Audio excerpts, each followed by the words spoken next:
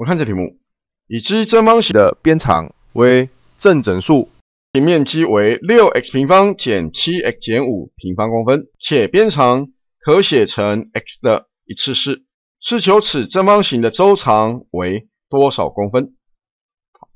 那么在这里，因为正方形面积是等于边长乘以边长，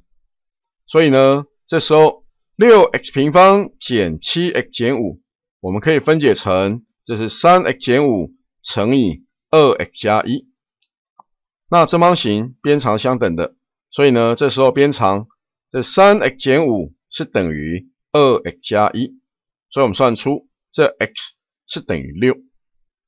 那么这时候边长呢 3x 减5，我们 x 以6代入，所以是3乘以6减5，这等于13。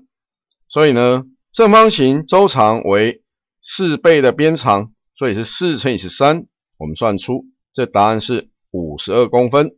这个答案